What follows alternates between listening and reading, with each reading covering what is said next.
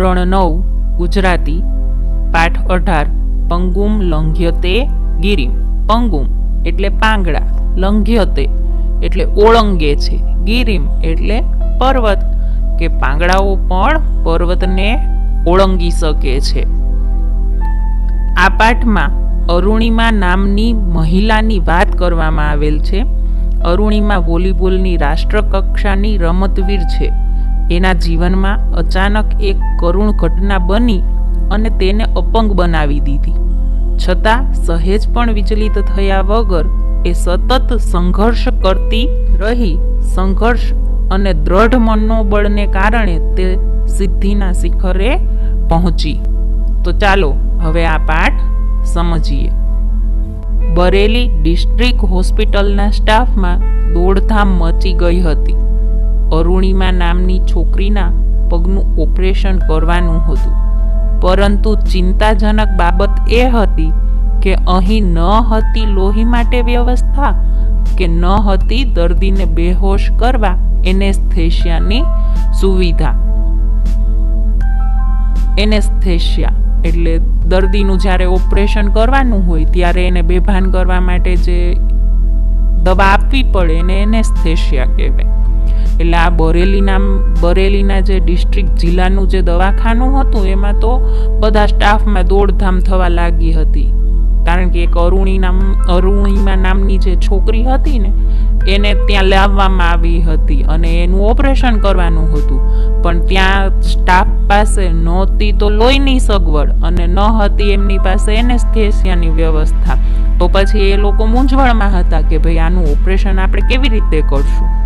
અરુણિમાએ અર્ધભાનાવસ્થામાં આ અંગેની ચર્ચા સાંભળી અને ડોક્ટરને હિંમતથી કહ્યું, સરજી, મારો પગ કપાયો, હું આખી રાત રેલવે ટ્રેક ઉપર પડી રહી, મેં ભયંકર વેદના સહન કરી, તો હવે તો તમે મારા ભલા માટે મારો પગ કાપશો ને? હું સહન કરી લઈશ। અર્ધભાના અવસ્થા એટલે થોડીક ભાનમાં હતી, પોતે પૂરી બેભાન થઈ ગઈ ન હતી। હવે આ અરુણિમા હતી ને આ ડોક્ટર્સ ને આ બધા જે ચર્ચાઓ કરતા કે આપણી પાસે નથી તો લોહી કે નથી તો એનેસ્થેશિયા, તો આ સાંભળી અને એ ડોક્ટરને હિંમતથી કહે છે કે સર, તમે તો મારા ભલા માટે મારો પગ કાપશો ને? એ હું સહન કરી લઈશ, કારણ કે રાત્રે હું ટ્રેક ઉપર જ્યારે પડી હતી ત્યારે મેં અસહ્ય વેદના સહન કરી છે। હવે તો તમે મને જે પીડા આપશો એ મને સાચી કરવા માટે આપશો, એટલે તમે મારું ઓપરેશન કરો, મને કંઈ વાંધો નથી। એની અડગતા જોઈને ડોક્ટર અને નર્સ આભા બની ગયા। આભા એટલે આશ્ચર્યચકિત, કારણ કે એક તો એને એટલી બધી હાલત ખરાબ હતી, છતાં એ કહેતી કે વાંધો નહીં, તમે એનેસ્થેશિયા વગર પણ મારું ઓપરેશન કરી નાખો। આ સાંભળીને તો ડોક્ટર ને નર્સ ને આ બધા આશ્ચર્યચકિત થઈ ગયા કે આ છોકરી આટલી બધી પીડામાં પણ આટલી બધી હિંમત કેવી રીતે દેખાડી શકે એમ। તેમની માનવતા જાગી ઉઠી। હોસ્પિટલના ડોક્ટર અને ફાર્માસિસ્ટે રક્તદાન કર્યું અને એનેસ્થેશિયા વિના અરુણિમાના પગનું ઓપરેશન થયું। એટલે આ સાંભળીને તો બધા જે સ્ટાફના વ્યક્તિઓ હતા એમને પણ આમ માનવતા એમની જાગી ગઈ। એમને થયું કે હવે આ છોકરીને આપણે કોઈ પણ ભોગે બચાવવી જ છે। એટલે ત્યાંનો જે સ્ટાફ હતો એ બધાએ મળી અને રક્તદાન કર્યું, એટલે લોહીનું દાન કર્યું અને એનેસ્થેશિયા વગર જ એના પગનું ઓપરેશન કર્યું। ભયંકર વેદનાભરી સ્થિતિમાં તેનો પગ અલગ કરાયો। એ પીડાનું સ્મરણ આજે પણ એના રૂવાડા ઊભા કરી દે છે, કારણ કે એ સમયે તમે જુઓ તો તમને કોઈ પણ પગમાં થોડો ગમતો કાંટો વાગી જાય તો એ આપણે કેવી ચીસ કરતા હોય, તો આને તો આખો પગ કપાઈ ગયો હતો ને એમાં ઓપરેશન વખતે એને ખોટો ન કરવામાં આવે અને એમનામ જ જો એનો પગ કાપવામાં આવ્યો હશે તો એને કેટલી પીડા ભોગવવી પડી હશે। એટલે કહે છે કે આ જે અરુણિમા છે ને એને આજ પણ જો એ રાત યાદ આવી જાય ને તો એને એ વાત સાંભળીએ યાદ કરીને જ એના રૂવાડા છે એ ઊભા થઈ જાય છે, કારણ કે ત્યારે એને એટલું અસહ્ય પીડા ભોગવેલ હતી। 2011 એપ્રિલે અરુણિમા CISFમાં જોડાવા માટે ઇન્ટરવ્યૂ આપવા પદ્માવત એક્સપ્રેસમાં લખનૌથી દિલ્હી જઈ રહી હતી. ત્યારે કેટલાક બદમાશોએ એની સોનાની ચેઇન ખેંચવા પ્રયાસ કર્યો. CISF એટલે central institute of security force, કેન્દ્રીય સુરક્ષા બળ સંસ્થા. એટલે પોતે તેમાં જોડાવા માટે ઇન્ટરવ્યૂ આપવા પદ્માવત નામની એક્સપ્રેસ છે એમાં લખનૌથી દિલ્હી જતી હતી. ત્યારે આ ટ્રેનમાં ઘણા બદમાશોએ શું કર્યું કે એની સોનાની ચેન ખેંચવાનો પ્રયાસ કર્યો અને લૂંટવાનો પ્રયાસ કર્યો. ડબ્બામાં મુસાફરોની હાજરીમાં આ ઘટના બની, પણ કોઈએ એનો વિરોધ ન કર્યો, કોઈએ એમને અટકાવ્યા નહીં. તો જ્યારે ઘટના બની ત્યારે એ ડબ્બામાં ત્યારે ઘણા બધા મુસાફરો હતા, પણ કોઈએ એમને મદદ કરી નહીં કે બચાવી નહીં, કે બદમાશોને રોક્યા નહીં. વોલીબોલની રાષ્ટ્રકક્ષાની રમતવીર રહેલી અરુણિમાએ સામી લડત આપી. પોતે અરુણિમા છે એ વોલીબોલની રાષ્ટ્રકક્ષાની રમતવીર હતી, એટલે પોતે ખેલાડી હતી. એ ઝઝુમી, પરંતુ એકલી અને અસહાય હોવાથી બદમાશોએ તેને ટ્રેન બહાર ફેંકી દીધી. પણ એની મદદે કોઈ ન આવ્યું. એને તો સામે લડત આપી, પણ એની મદદે કોઈ ન આવ્યું અને બદમાશો સામે એકલી પડી. એટલે બદમાશોએ એને ચાલુ ટ્રેનની બહાર જ ફેંકી દીધી.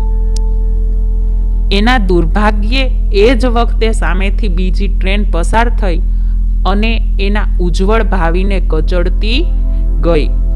હવે એ દરમિયાન એવું બન્યું કે જ્યારે એને ટ્રેનમાંથી બદમાશોએ બહાર ફેંકી ત્યારે એ જ સમયે સામેથી બીજી ટ્રેન આવતી કે જે એના પગ ઉપરથી જતી રહી. અને એ ટ્રેનને ખાલી એના પગને જ નહોતો કચડ્યો, પણ એના ભાવિને ઉજ્જવળ જે એકદમ સરસ હતું એને પણ કચડી નાખ્યો. અરુણિમાનો ડાબો પગ ટ્રેન નીચે કપાયો. લોહીલુહાણ હાલતમાં આખી રાત એ મદદ માટે બૂમ પાડતી રહી, પણ કોઈ એની મદદે આવ્યું નહીં. એટલે હવે એ ટ્રેન જ્યારે પસાર થઈ ત્યારે એનો ડાબો પગ કાપતી ગઈ અને આ હાલતમાં એ પાટા ઉપર પડી પોતે લોહી લુહાણ હાલતમાં મદદ માટે બૂમ કરે છે. પણ એવા સમયે ત્યાં ટ્રેનના પાટા આસપાસ કોઈ હતું નહીં, એટલે એને મદદ માટે કોઈ આવ્યું નહીં. રાત્રિના અંધકારમાં તે 7 કલાક ટ્રેક ઉપર પડી રહી. ત્યાંથી 49 ટ્રેન પસાર થઈ ગઈ, પણ આ કસોટી કાળમાં એની મદદે કોઈ ફરક્યું નહીં. માત્ર એના કપાયેલા પગના માંસની મિજબાની માણવા ઉંદરો આવ્યા. હવે મિજબાની એટલે મહેમાન ગતિ કરવા, કે જ્યારે ટ્રેક પર પડી હતી ત્યારે ત્યાં તેની મદદે બીજું કોઈ આવતું નથી, પણ એનું જે માંસ હોય એને ખાવા માટે ત્યાં ઉંદરો આવે છે. અરુણિમાનો ડાબો પગ માત્ર ચામડી ભેર લટકતો હતો. જમણા પગના હાડકાના ઘણા ટુકડા થઈ ગયા હતા. એની કરોડરજ્જુમાં તિરાડ પડી હતી. તે ચીસો પાડતી, સહન કરતી, રડતી પડી રહી. સવારે તેને બરેલી હોસ્પિટલમાં લઈ જવાઈ અને ત્યાંના તાત્કાલિક ઓપરેશન પછી એને દિલ્હીની એમ્સ હોસ્પિટલમાં ખસેડવામાં આવી.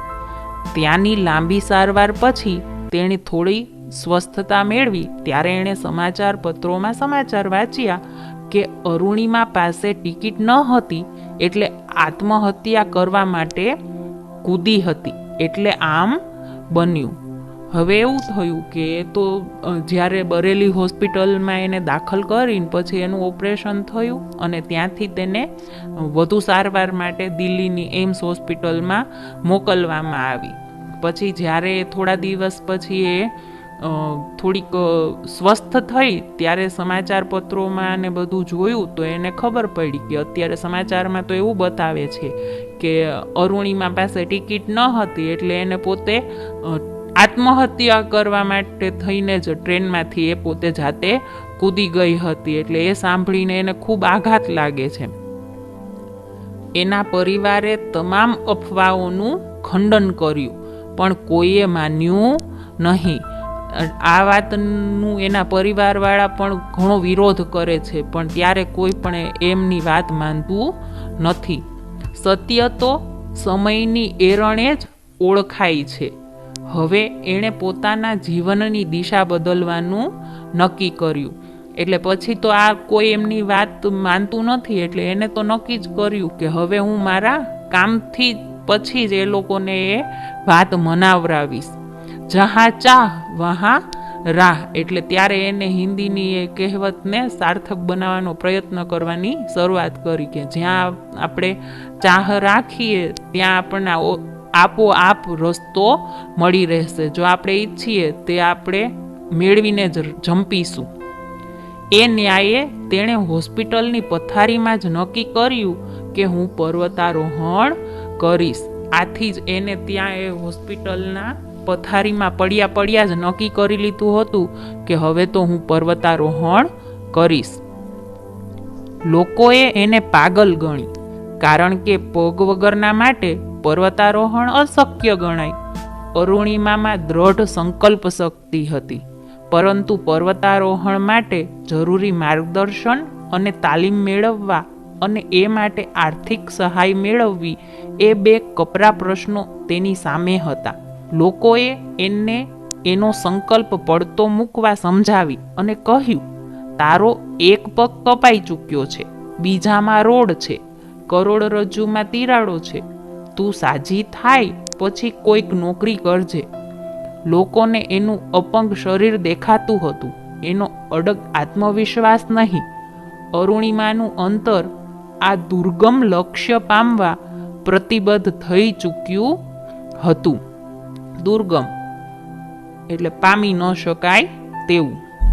અરુણિમા જ્યારે લોકોને આ વાત કહે છે કે એને તો પર્વતારોહણ કરવું છે, ત્યારે લોકો તો એને પાગલ ગણે છે કે ક્યારેય કોઈ પાંગળું હોય એ કોઈ દિવસ પર્વત ચડી શકે કે જેનો એક પગ નથી અને વળી પર્વત ચડવા જવું એ કેવી રીતે શક્ય બને. પણ અરુણિમાએ દ્રઢ સંકલ્પ કરી લીધો હતો, હવે તો મારે કોઈ પણ ભોગે પર્વતારોહણ તો કરવું જ છે. એટલે એના માટે એના સામે બે પ્રશ્નો અઘરા સામે આવે છે કે એક તો પર્વતારોહણ માટે એને જરૂરી માર્ગદર્શન કોઈ આપે એવું, એને તાલીમ કરાવી શકે એવું મળવું જોઈએ, અને એના માટે આર્થિક સહાય કે પૈસાની સગવડ પણ એમની પાસે હતી નહીં. પણ છતાં એ પોતાનો ઈરાદો મૂકતી નથી. લોકો તો ત્યાં સુધી એને કહે છે કે ભાઈ આ પર્વતારોહણનું પડતું આ તારો ઈરાદો છે એ પડતો મૂકી અને તું કોઈ નોકરી કરવા માંડ તો એ પણ તારા માટે સારું છે, કારણ કે એનો એક પગ તો સાવ કાપી જ નાખવામાં આવ્યો હતો, જ્યારે બીજા પગમાં સર્યો હતો ને કરોડરજ્જુમાં પણ ઘણી બધી તિરાડો આવી ગઈ હતી. એના કારણે આ જે પર્વતારોહણ છે એના માટે દુર્ગમ એટલે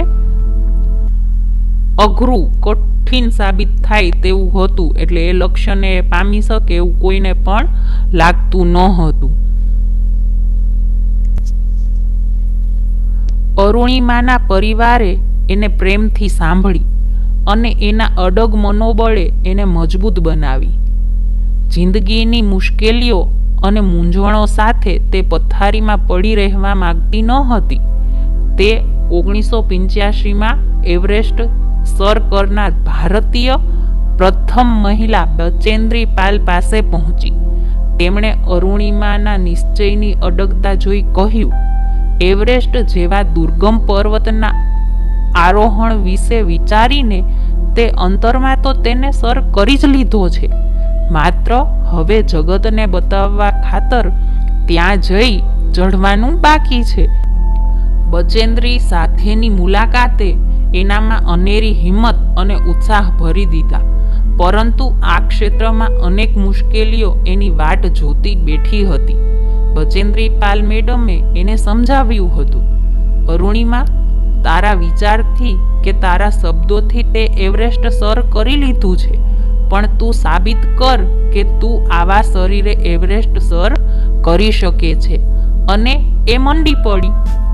પર્વતારોહણની તાલીમ દરમિયાન શરૂઆતમાં પર્વત ચડવા બધા એક સાથે નીકળતા ત્યારે અરુણિમાને સલાહ મળતી, અરે તું ધીમે ધીમે આવ. તે અકળાતી અને વધુ મહેનત કરતી. 8 મહિના બાદ પરિસ્થિતિ બદલાઈ.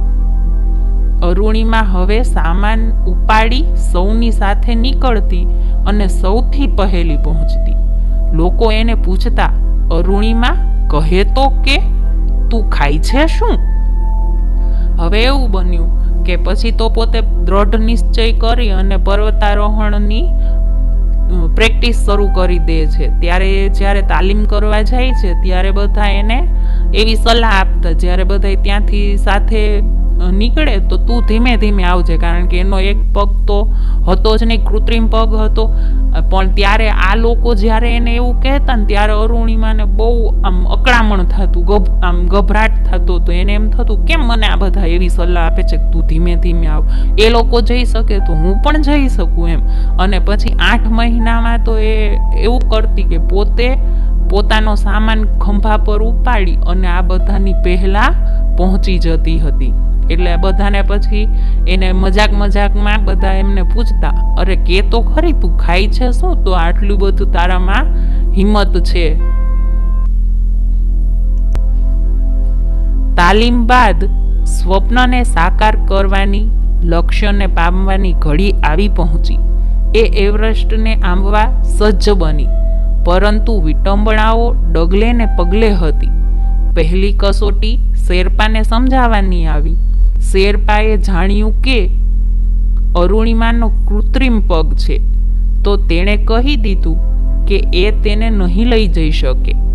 શેરપાને પોતાની જીવનું જોખમ ખેડવું પડશે એમ વિચારી તે આનાકાની કરતો હતો. ખૂબ સમજાવટને અંતે તે રાજી થયો. બર્ફીલા પહાડો વચ્ચેથી એણે એવરેસ્ટ તરફ પ્રયાણ કર્યું. ત્યારે બીજી કસોટી તેના કૃત્રિમ પગને લીધે થઈ. ચઢાણ ચડતા વારંવાર કૃત્રિમ પગ ફરી જતો, ખસી જતો અને એના પર શરીરનું વજન લેવાતું નહીં, આગળ ચલાતું નહીં. પરંતુ તેણે પ્રયાસ ચાલુ રાખ્યા અને ધીમે ધીમે આગળ વધી. આગળ વધતા આ માર્ગે તેણે અનેક પર્વતારોહકોને મૃત્યુની ચાદર ઓઢી સૂતેલા જોયા. તે કંપી ઉઠી. તેણે મનોમંથન કર્યું અને મૃત સાહસવીરોને મનોમન વચન આપ્યું કે હું તમારા સૌ વતી એવરેસ્ટ સર કરીશ અને જીવતી પાછી આવીશ. તેનું દરેક ડગલું જાણે પડકાર હતો. અનેક પડકારો સામે ઝઝૂમતી અરુણિમા હિલેરી સ્ટેપ પહોંચી. ત્યાંથી એવરેસ્ટ પહોંચાઈ છે. ત્યાં જ શેરપાએ આઘાતજનક વાત કહી કે અરુણિમાનો બોટલનો ઓક્સિજન પૂરો થઈ રહ્યો છે અને તેણે પાછા ફરવું જોઈએ. જિંદગી સલામત હશે તો ફરી પ્રયત્ન કરી શકશે. તેણે પાછું ફરવું જોઈએ. અરુણિમા જુદું જ વિચારતી હતી કે જિંદગીમાં આવી સોનેરી તક ફરી મળતી નથી. મા અને બચેન્દ્રી પાલે એને કહ્યું હતું, તમે જીવનમાં ક્યારેક એકલા રહી જાઓ છો ત્યારે નિર્ણય તમારે અને માત્ર તમારે લેવો પડે છે. ત્યારે વિચારવું કે એક ડગ માંડીને હું અહીં સુધી પહોંચી છું, એવી પળે પાછળ નજર કરી એક કદમ આગળ માંડજે. રસ્તો આપોઆપ મળી જશે. તેણે જીવનનું જોખમ ખેડવાનો સંકલ્પ કર્યો. એક ડગલું આગળ મૂક્યું. 1.5 કલાક પછી તે એવરેસ્ટની ટોચે હતી. અશક્ય એવી મંજિલ પર હતી. તે ખૂબ ખુશ હતી.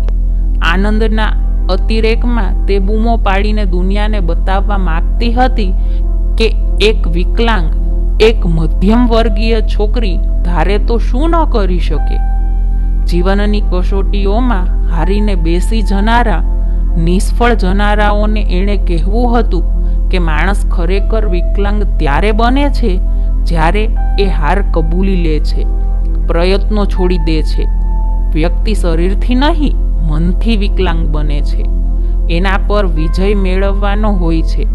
11 એપ્રિલ 2011માં અરુણિમાને અકસ્માત થયો હતો અને 21 મે 2013ના દિવસે સવારે 10:55 તેણે એવરેસ્ટ સર કર્યું. કેવી રીતે? મજબૂત મનોબળથી, હિંમતથી, સખત પરિશ્રમથી. એવરેસ્ટ આરોહણને તેણે જીવન ધ્યેય બનાવી દીધું હતું. સફળતા એનું જનૂન બની ચૂક્યું હતું. એવરેસ્ટ ઉપર અરુણિમાએ રાષ્ટ્રધ્વજ સાથે ફોટા પડાવ્યા. શેરપા પાસે વિડીયો શૂટિંગ પણ કરાવ્યું. સમય વીતતો જતો હતો અને એનો ઓક્સિજન પૂરો થઈ રહ્યો હતો. શેરપા તે યાદ કરાવતા ખૂબ ગુસ્સે થતો હતો. અરુણિમાને પોતાને પણ આ ખ્યાલ હતો કે પોતે કદાચ જીવતી નહીં રહી શકે, પરંતુ તે શેરપા મારફતે એ વિડીયો ભારતના યુવા વર્ગને પહોંચાડવા માંગતી હતી, જેથી યુવાનો પડકાર સામે લડતા શીખી શકે. 8,848 ફૂટની ઊંચાઈ પર લોહી થીજવી દેતી ઠંડીમાં એનો આ ડર સાચો પડી શકે એમ હતો. અરુણિમા ઝડપથી શેરપા સાથે પાછી ફરી રહી હતી. ત્યાં જ એનો ઓક્સિજન ખલાસ થઈ ગયો. તે નીચે ઢળી પડી.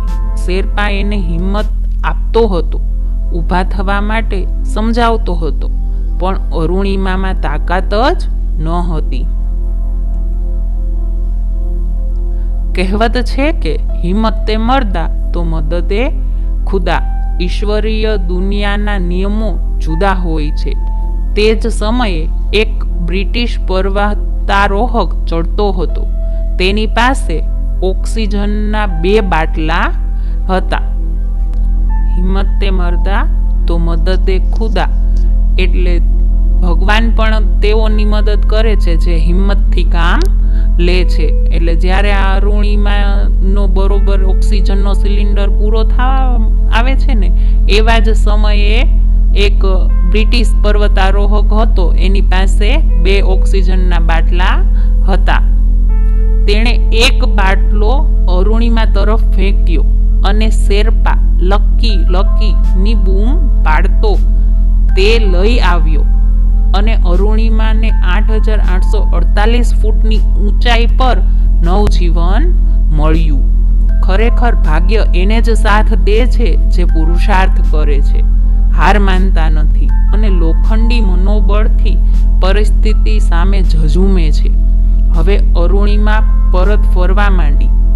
ત્યાં જ એનો કૃત્રિમ પગ નીકળી ગયો. તે ઘસડાતી ઉતરતી રહી. કેમ્પ 4 થી સમિટ 3,500 ફૂટના અંતરે છે. જે અંતર કાપતા બીજાને 16-17 કલાક થાય, તે માટે અરુણિમાને 24 કલાક થયા. એના હાથ થીજી ગયા. હાથમાંથી લોહી નીકળવું શરૂ થયું. છતાં પડતી, ઉઠતી, રડતી, ઝઝૂમતી તે નીચે આવી. જેના હેમખેમ પાછા ફરવાની આશા સૌએ છોડી દીધી હતી, તે અરુણિમાને સલામત જોઈ સૌ સાથીઓ ખુશ થઈ ઉઠ્યા અને સૌએ એને અભિનંદન આપ્યા. માનવીએ નદીઓને નાથી છે ને પર્વતોને વિંધ્યા છે. સાગરના પેટાળ ખોળ્યા અને રણને નંદનવન કર્યા છે. હવે આમાં શું કહેવામાં આવ્યું છે કે માણસ જો ધારે તો એ ઘણું બધું કઠિન કામ હોય ને એ સરળતાથી કરી શકે છે. કારણ કે તમે જુઓ તો ઘણા બધા વ્યક્તિઓએ કેવડી મોટી બધી નદીઓ હોય તો એને પણ તરીને પસાર કરેલી છે, પર્વતો વિંધ્યા છે. એટલે માઉન્ટ એવરેસ્ટ છે એ દુનિયાનું સૌથી ઊંચામાં ઊંચું શિખર છે. તો આ શિખર પણ ઘણા બધા મનુષ્યોએ સર કરી લીધું છે. સાગરના પેટાળો એટલે દરિયામાં ઊંડાણમાં જઈને પણ મોતીઓ લઈને આવે છે. અને રણને નંદનવન કર્યા એટલે જે વેરાન જમીન હોય એને પણ સરસ લીલી છમ બનાવેલી છે. એટલે માનવી જો ઈચ્છે તો એ કંઈ પણ કરી શકે છે. માનવી ધારે તે પામે છે. પણ ધારવું અને એના માટે ઝઝૂમવું અગત્યનું છે કે ફક્ત ધારીને બેસી રહેવાથી કંઈ ન થાય, પણ એના માટે એને મહેનત પણ કરવી જોઈએ. અરુણિમાનું જીવન એનું ઉત્તમ ઉદાહરણ છે. એટલે અરુણિમાના જીવન ઉપરથી આપણે સમજી શકીએ, જો એ પગ કપાયો પછી તો એ લાચાર બનીને પણ જીવન જીવીશ. એને લાચાર બનવું જ ન હતું, પણ એને તો નક્કી કર્યું કે હું આ સ્થિતિમાં પણ સૌથી શ્રેષ્ઠ બનીને દેખાડીશ. અરુણિમાએ એશિયાનું એવરેસ્ટ સર કર્યું, આફ્રિકાનું કિલીમાંજરો અને યુરોપનું એલ્બ્રુસ સર કર્યું છે. પરંતુ હજી એ એના કૃત્રિમ પગ સાથે ચાલી રહી છે, થાકતી નથી, હારતી નથી, નવા શિખરો સર કરી રહી છે, તે ગીતો ગાતી રહે છે. અભી અભી મેને લાંઘા હે સમંદરો કો, અભી તો પૂરા આસમાન બાકી હે. હવે આ જે અરુણિમા છે એને પોતાના કૃત્રિમ પગથી એવરેસ્ટ સર કર્યું, આફ્રિકાનો કિલીમાંજરો અને એલ્બ્રુસ જેવા મોટા મોટા ડુંગરોને એને સર કરી લીધા છે, છતાં એ હારી નથી જતી, થાકતી નથી. એને તો હજી ઘણા બધા શિખરો સર કરવા છે અને પોતે ગીત ગાયા કરે છે, હજી તો મેં ખાલી એમ કે સમુંદર એટલે હજી તો મેં આટલું જ થોડુંક જ એમ કે કામ કરેલું છે, હજી તો મારે ઘણું બધું કામ કરવાનું બાકી છે.